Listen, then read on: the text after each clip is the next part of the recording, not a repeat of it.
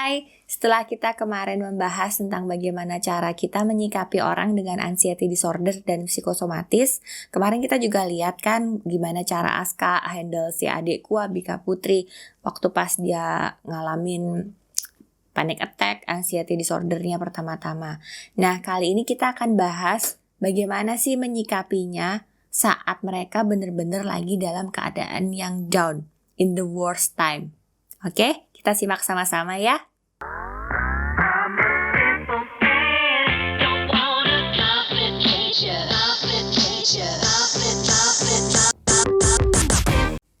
Jangan lupa ya buat teman-teman subscribe, like, dan share ke teman-teman kamu siapa tahu membutuhkan informasi ini. Terima kasih banyak yang udah support dan kasih perhatian buat channel YouTube kita. Yuk kita ngobrol bareng-bareng. Kak. Hai. Makasih ya kemarin udah share banyak tentang gimana sih cara handle-nya kalau orang dengan anxiety disorder. Thank you kamu sama Aska dan semoga semakin hari semakin membaik. Nah, aku di sini kan kita kemarin udah bahas Aska bagaimana pertama waktu itu kan. Nah, ini aku pengen tahu dong, gimana sih kejadian apa yang paling bikin down selama perjalanan kalian ini? Aku dulu kali ya. Terserah, boleh kamu, boleh Aska yang cerita yang paling bikin down. Yang pertama kali sih, pertama kali aku cerita dulu, aku sempat masuk rumah sakit gitu. Terus itu kan 16 Juli di 3 tahun lalu. Ini kan bulan Juli ya. Sampai sekarang aku masih trauma juga dan aku masih selalu kebayang itu. Jadi aku mendekati tanggal itu tuh aku kuat lagi deh. Takut lagi. Terus habis itu masih kebayang-bayang yang dulu, jadi ada beberapa yang dulu yang dulu sama yang sekarang tuh masih jadi kayak aku sama-samain gitu loh, sampai misalkan ada kejadian ini, aku dulu juga kayak gini kayak gitu itu benar-benar the worst banget, dan itu aku masih trauma dan masih healing. Kenapa sih bisa traumanya tuh emang ya ada tumpukan-tumpukan pikiran-pikiran dan tekanan-tekanan yang dulu pernah aku ceritain. Itu menurutku. Dan kemarin seminggu lalu aku sempat 2 minggu lalu sempat panik banget lagi, yang sampai dilihat sama Nio kan udah mau 5 tahun, jadi dia udah kayak ngerti gitu loh kalau si Ken anakku yang kedua masih kayak masih bingung gitu. Si Kania juga nggak tahu sih, dia juga kayak ngeliat aku juga ya, tapi alhamdulillah itu nggak terjadi lama waktu aku panik. Terus habis itu udah agak tenang, tapi itu menurutku panik yang sangat panik yang aku susah ceritain di sini. Mungkin nanti diceritain sama Aska. Nah, Aska, gimana kamu waktu pas kemarin sih kakak down lagi kayak gitu? Kalau yang kemarin itu worst kan, maksudnya di dalam perjalanan kalian apa itu bener-bener yang paling down. Soalnya udah lama nggak kayak gitu loh. Jadi sejauh ini udah baik banget, nggak pernah panik yang segitu paniknya. Yang kemarin nggak tahu juga mungkin ada hal apa gitu yang bikin dia jadi kalau nggak salah karena makanan sih. Jadi sebelumnya tuh belum makan, terus tiba-tiba makan sambel, mungkin asam lambungnya naik gitu kan. Itu secara medis mungkin itu. Terus kalau sekarang sih lebih kayak memperhatikan dari mimik wajah, cara ngomong. Kan kelihatan ya orang panik, benar-benar panik, takut, badan gak enak, sakit atau pikiran apa. Jadi aku udah bisa mengukur lah sejauh mana dari mimik wajah, dari sikapnya kayak ini panik banget atau enggak, tingkat paniknya segimana. Jadi aku udah bisa mengukur sendiri. Kalau yang kemarin sih dia panik cuma masih bisa tenang gitu loh, masih bisa handle dirinya. Jadi kayak masih bisa cerita, ngobrol, diajak ngobrol masih bisa gitu, masih bisa fokus dengerin gitu, masih bisa jawab juga. Jadi masih bisa. Maksudnya kalau kamu kasih sabar gitu, tenang, istighfar gitu, dia masih bisa nyaut. masih maksudnya kayak disuruh duduk ya masih tenang, iya udah aku duduk, tiduran nggak mau tiduran nah masih bisa jawab, oke nggak apa-apa, masih sehat gitu kan. Terus kalau yang awal-awal mungkin karena aku juga belum tahu penyebabnya kenapa, jadi agak panik, apa yang deg-degan gitu kan, jadi UGD ya udah sampai pucet juga kan dulu. Kalau sekarang sih mukanya masih seger, nggak pucet, nggak apa. Jadi ya udah nggak progres juga loh apa-apa. dari healingnya nggak sih? Nah, Oh iya pasti. jadi kan udah banyak berkembang gitu sekarang. Terus ke akunya juga ke bawah jauh lebih tenang gitu. Jadi saya masih udah nggak apa-apa, tenang dulu, duduk dulu, minum dulu, kayak masih gitulah. Terus kemarin sempet anak-anak lihat juga, aku sih nanyanya, maksudnya ngasih tahu ke anak-anaknya nggak apa-apa, ibu cuma takut, bukan sakit, bukan. Ibu cuma takut gitu doang. Ngomongnya tuh takut. Iya. Jadi jangan sampai anak-anak tuh ngertinya anak ibunya sakit gitu ya. Gitu, jadi nggak apa-apa, ibu cuma takut, udah maksudnya duduk aja gitu. Anak-anak udah duduk aja. Terus sempat jatuh juga mungkin karena lemes ya. Karena lemes, bukan pingsan sih. Aku pas jatuh aku ajak ngobrol dulu, aku lihat dulu masih bisa ngobrol, masih bisa dinyawa. Aku jatuh tuh aku didiemin dulu loh, Mbak. Dilihatin dulu. Kalau pingsan kan udah blank gitu kan, nggak? Jadi jatuh bro, terus are you okay gitu ya?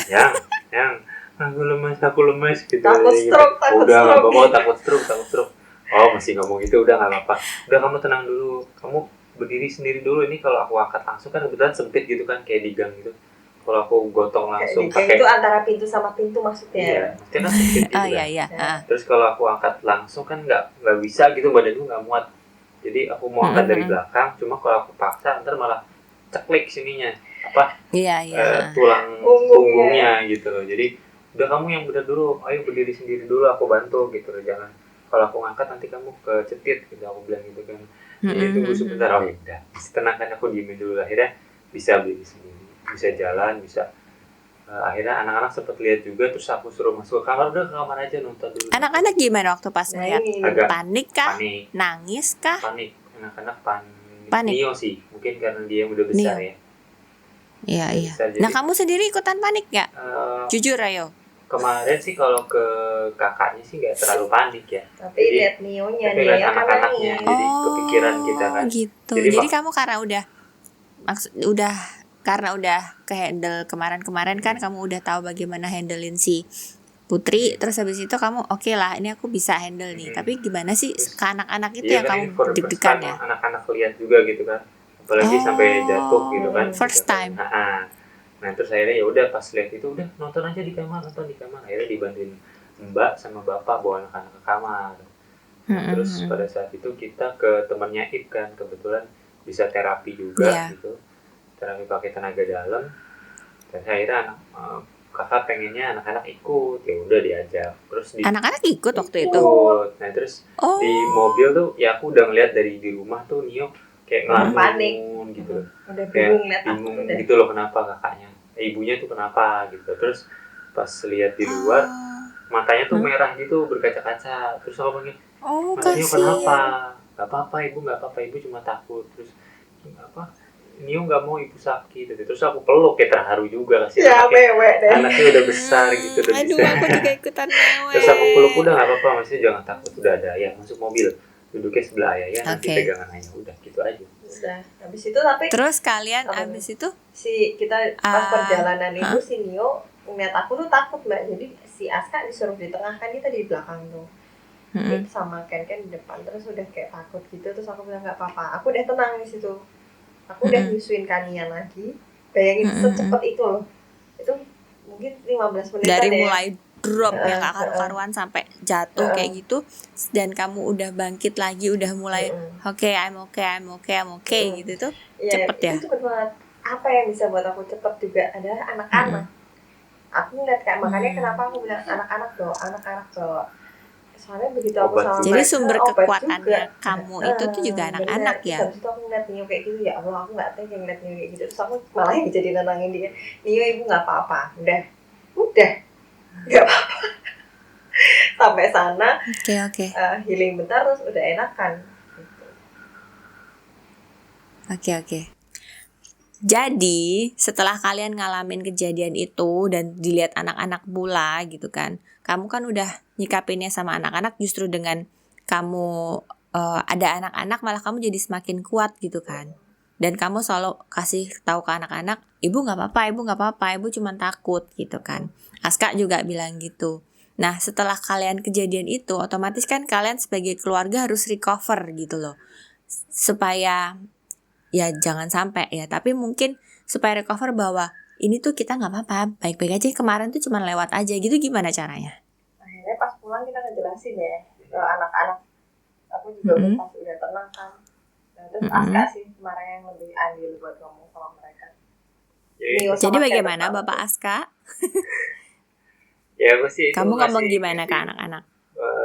Tadi ya aku ulang lagi udah ya, aku bilang gitu udah ya. Tadi ibu nggak apa-apa, ini sekarang ibu udah nggak takut, udah sehat, gitu, udah bisa main lagi sama Mas Tio, sama Abang, sama Tania. Tadi ibu cuma takut aja kok. Terus habis itu anak-anak pulang Mas Tio masih pulang ngomong. Ibu apa ibu baik-baik aja, ibu nggak apa-apa kan gitu. Dia bilangnya gitu, Nio takut. Sering lagi bolak balik gitu. Oh gitu, kasihan. Kita nggak apa-apa, kemarin ibu takut. Oh iya takut, nggak apa-apa ibu, malah balik lagi deh kayak gitu lagi. Oh gitu. Jadi kalian harus tetap membesarkan hati. Dan kamu sama Aska pun juga ya oke, support lagi. Berarti dimulai, apakah dengan kejadian abis down gitu berarti kita mulai lagi dari nol atau lanjutkan aja semua yang ada? Lanjutkan aja sih. Lanjutkan semua yang ada, soalnya itu juga pengalaman kita yang pertama kan Mbak. Jadi gimana kita pengalaman pertama waktu pas anak-anak ada, maksudnya anak-anak lihat gitu kan. Oke. Anak-anak udah ngerti, pas anak-anak ya moga-moga nggak ada pengalaman yang lanjutan ya. Amin ya rabbal alamin. Sehat. Jadi aku malah nitipin juga ke Nia, ke Ken, jagain ibu ya, biar ibunya nggak jatuh lagi gitu. Oh gitu. Ya amin deh, moga-moga nggak ada kejadian lagi. Sehat selalu. Amin. Jadi kesimpulannya berarti yang namanya anxiety disorder dengan psikosomatis itu support system yang paling utama adalah keluarga. Dan kalau ini kebetulan karena yang ngalamin adikku sendiri dan perempuan ya, ibu rumah tangga, otomatis yang paling besar pengaruhnya itu adalah anak. Anak itu jadi support paling luar biasa buat kekuatan seorang ibu itu anak. Jadi ibu tuh harus kelihatannya I'm okay, I'm fine, itu semuanya demi anak. Ya nggak Kak? Romansa banget nih, mewek lagi. Aku sampai minum kania nih. Iya. Oke deh kalau begitu. Jadi teman-teman, kalau ada sekali lagi saya ingetin, kalau ada teman-teman kalian yang butuh curhat, butuh cerita, dengerin. Karena kita nggak tahu apa yang benar-benar mereka alamin. Jadi dengerin aja, kasih perhatian ke mereka. Siapa tahu mereka emang benar-benar butuh buat didengerin. Ya nggak Kak? Iya benar banget. Pokoknya intinya diam dan dengarkan. Tapi dia bukan berarti yang diam banget ya. Udah dijelasin juga. Iya. Dan support keluarga itu nomor satu. Betul. Semoga Kakak sama Aska jadi keluarga yang semakin kuat dan saling mendukung. Dan semoga gak ada lagi masalah-masalah begini. Sehat semuanya dan pokoknya semangat. Amin. Terima kasih ya Kakak dan Aska buat sharingnya lagi hari ini. Semoga bisa membantu teman-teman di sana bagaimana cara hadapin orang-orang dengan anxiety disorder dengan psikosomatis, dan ketika kambuh, ketika seneng, kita bisa nyikapinnya bagaimana. Oke? Thank you ya Kak. Sama-sama. Terima kasih ya buat teman-teman yang udah nonton. See you.